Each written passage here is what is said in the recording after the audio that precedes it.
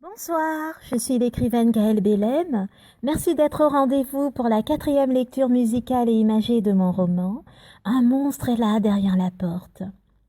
Le dessinateur Hippolyte et le compositeur Jean-Pierre Joséphine sont avec moi ce soir encore et nous espérons vous faire passer un délicieux moment littéraire. Je ne sais pas vous, mais ce matin, je me suis réveillée avec une envie de romance, une envie de musique entraînante, un désir d'amour au temps du corona. Alors je me suis dit que j'allais vous raconter le début d'une histoire d'amour. La rencontre entre Monsieur et Madame des Saintes, les personnages principaux de mon roman. Ils se sont rencontrés un soir pas tout à fait comme celui-ci, le 14 juillet.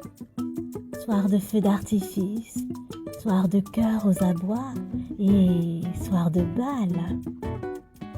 Prêt pour notre tour de piste à nous? Un peu de musique pour cette soirée de fête, Jean-Pierre? C'est parti!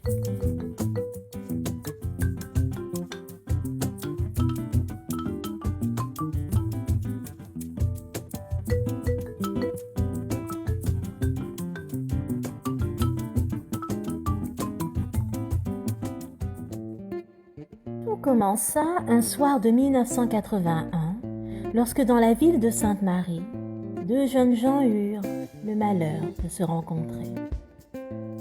Tandis qu'au dehors, la fête du 14 juillet battait son plein, à l'arrière d'un restaurant, un cuisinier retirait sa veste et la toque blanche qu'il portait depuis le matin.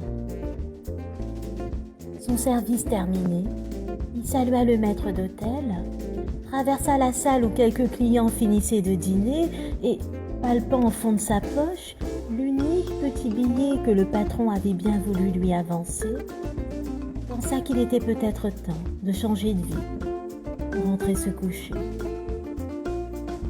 Il sortit du restaurant, marcha lentement et, comme tous les dimanches, se trouva bien seul. Voyez-vous, son existence entière était en confinement.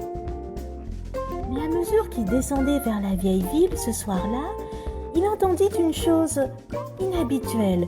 On eût dit comme un grondement de voix et de corps enfiévrés.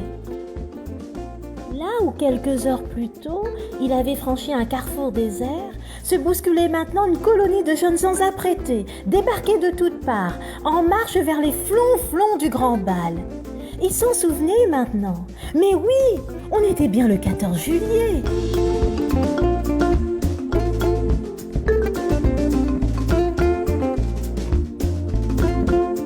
Et si ce soir, comme ces centaines de jeunes gens, il allait au bal?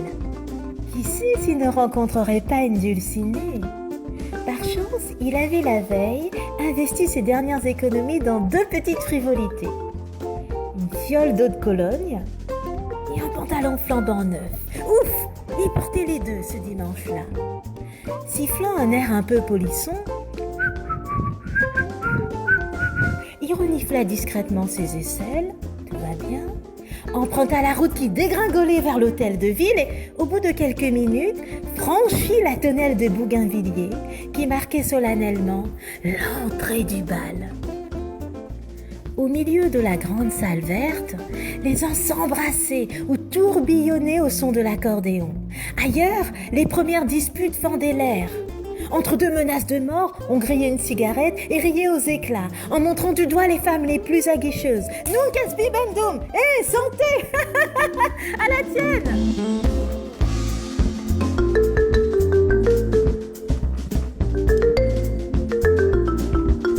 La fête était réussie.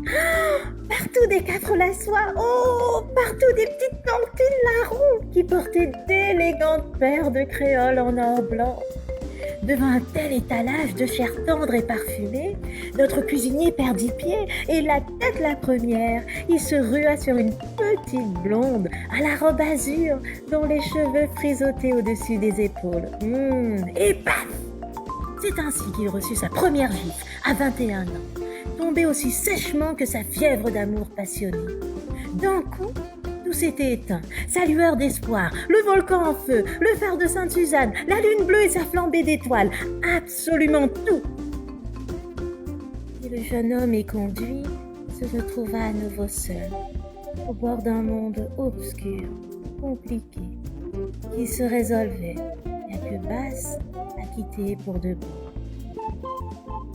Et ce soir-là, les dieux étaient joueurs. Quelques minutes après, il aperçut une autre jeune femme assise seule à l'entrée de la salle de bal. Le désespoir menant souvent à la folie, il se dirigea vers elle. C'est ainsi que leur histoire avait commencé.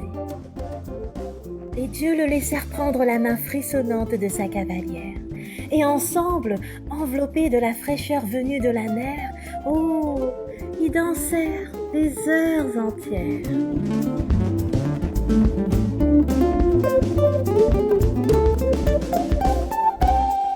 Alors que l'accordéon enchaînait les valses et les mazurkas, dans sa tête, le bourdonnement de la foule semblait s'être tu. Étourdi par le tournoiement des robes dont le froufrou lui donnait le vertige, mon père louait en silence la bonne fortune, le bonheur qu'elle lui apportait enfin. Ce sont 21 années d'impatience, de trépinement de l'âme, d'inquiétude irraisonnée, pensait-il, si elles finissent par enfanter une si belle romance. Et fermant doucement les yeux, sa cavalière et lui mettaient dans leurs pas de danse tant de verdeur et de légèreté que le monde lui-même semblait à peine les effleurer. Ils étaient là, ivres d'amour et hors du temps. Et quelque chose tout au fond d'eux, quelque chose murmurait. Si c'était lui, c'est elle. Cela ne peut qu'être lui. La voilà enfin. Dieu du ciel, c'est étrange, il paraissait si heureux. I call it love, love, love,